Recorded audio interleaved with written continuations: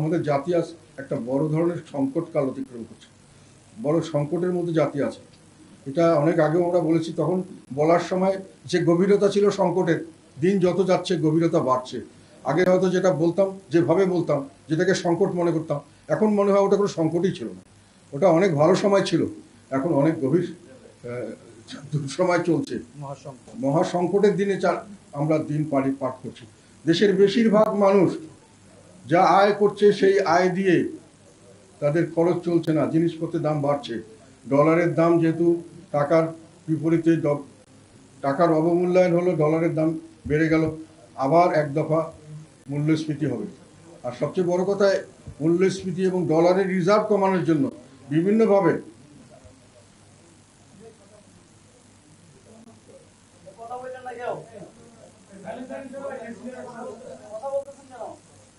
বিভিন্নভাবে সরকার যে আমদানি সংকোচন করেছে, তার জন্য যথেষ্ট পরিমাণে মানুষের কর্মসংস্থানহীন হয়ে যাচ্ছে।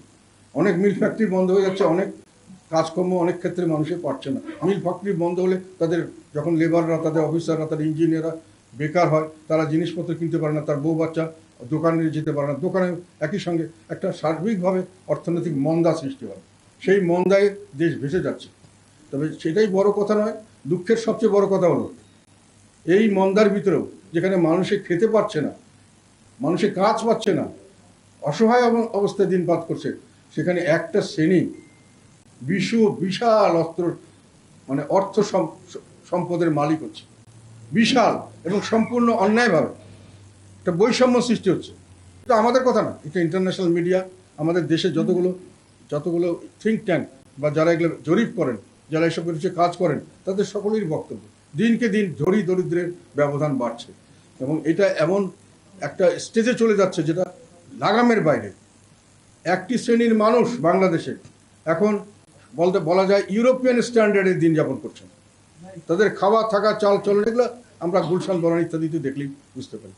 আর এক শ্রেণীর মানুষ একেবারেই রাস্তায় আদা পেটা খেয়ে বাস করছেন, অনেকে না খেয়ে থাকছেন, কোনো রকমের জীবন করছে, ওষুধে চিকিৎসা করতে পারছেন না, বিভিন্নভাবে অত্যাচারিত হচ্ছে। সেই নির্যাতন, এই যে একটা বৈষম্য, এই কারণে মানুষের মধ্যে হতাশা এবং ক্ষোভটা দিনকে দিন আরও বাড়ছে। মানুষের কিছু করার নাই। সবচেয়ে বড় কথা, করার নাই কেন? আমাদের যে সবচেয়ে বড় একটা অর্জন আমরা মনে করি, আমরা স্বাধীনতা যুদ্ধ করেছিলাম, একটা অর্জন, সেই অর্জনটা ছিল যে জনগণ তাদের নিজেদের একটা দেশ পেয়েছিল, যেটাকে এখনো বলা হয় প্রজাতন্ত্র।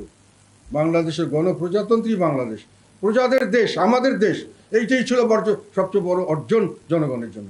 এই আমাদের দেশ, সেই এবং আমরা দেশটাকে কি করব?